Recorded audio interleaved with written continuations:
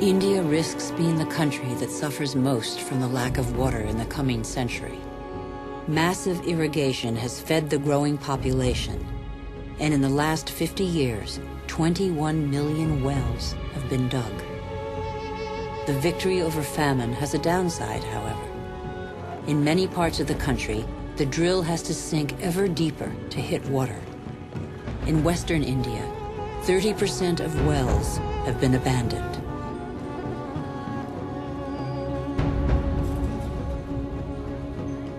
The underground aquifers are drying out.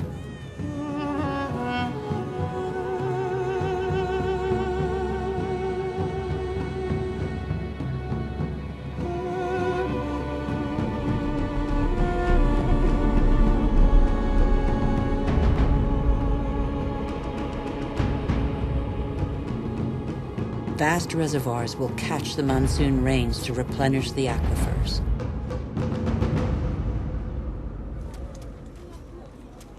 In dry season, women from local villages dig them with their bare hands.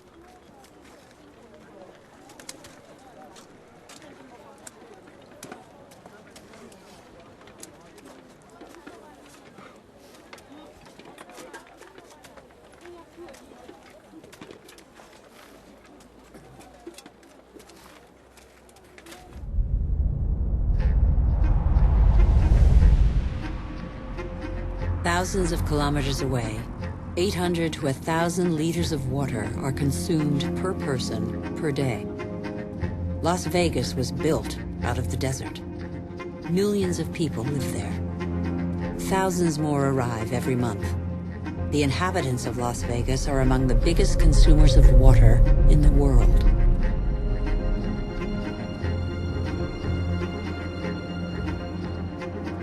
Palm Springs is another desert city with tropical vegetation and lush golf courses.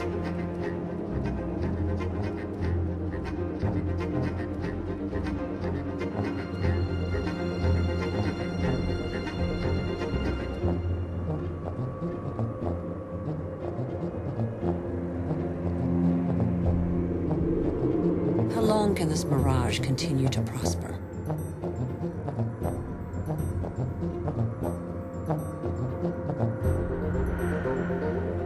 The Earth cannot keep up. The Colorado River, which brings water to these cities, is one of those rivers that no longer reaches the sea. Even more alarmingly, its flow is diminishing its source. Water levels in the catchment lakes along its course are plummeting. Lake Powell took 17 years to reach high water mark. Its level is now half of that. Water shortages could affect nearly 2 billion people before 2025. Yet water is still abundant in unspoiled regions of the planet. The wetlands.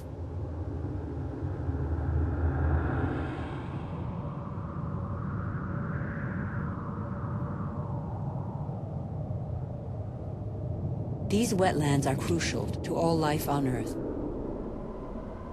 They represent 6% of the planet. Marshes are sponges that regulate the flow of water. They absorb it in the wet season and release it in the dry season.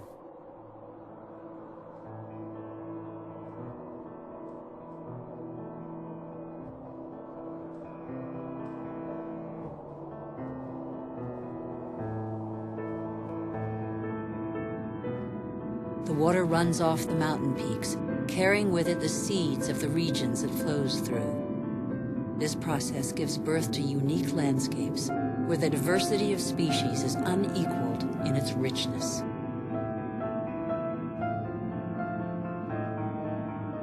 Under the calm water lies a veritable factory where this ultimately linked richness and diversity patiently filters the water and digests all the pollution. Marshes are indispensable environments for the regeneration and purification of water.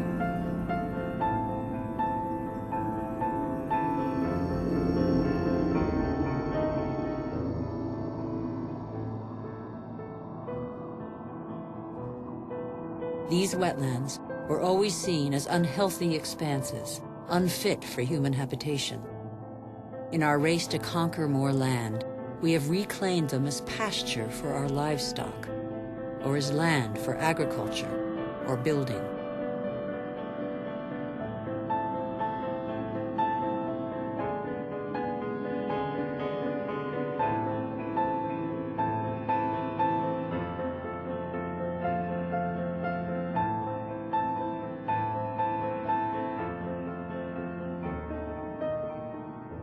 In the last century, half of the world's marshes were drained. We know neither their richness nor their role.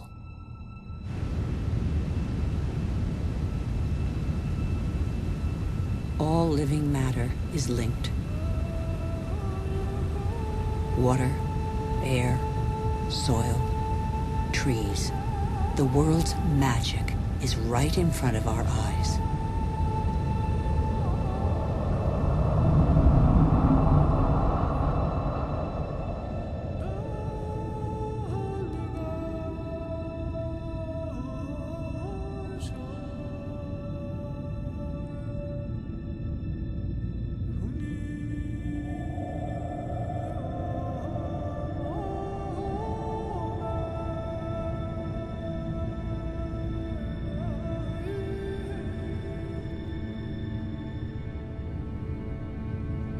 Trees breathe groundwater into the atmosphere as light mist. They form a canopy that alleviates the impact of heavy rains and protects the soil from erosion. The forests provide the humidity that is necessary for life. They are the mother and father of rain. The forests store carbon.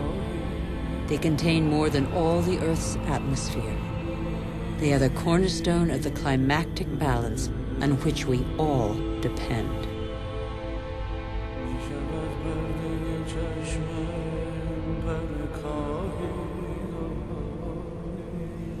Trees provide a habitat for 3/4 of the planet's biodiversity. That is to say, of all life on Earth. Every year, we discover new species we had no idea existed. Insects, birds, mammals.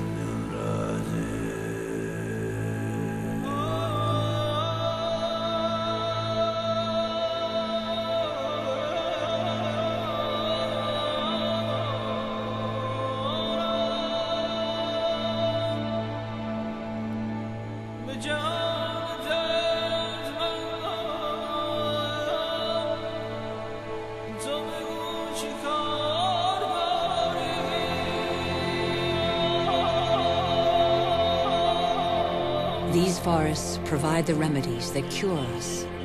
The substances secreted by these plants can be recognized by our bodies.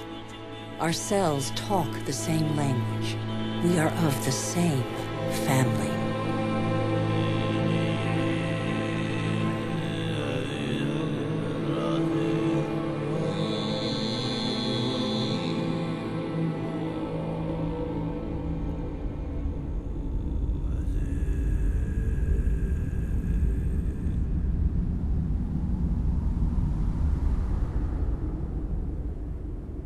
Mangroves are forests that step out onto the sea. Like coral reefs, they are a nursery for the oceans. Their roots entwine and form a shelter for the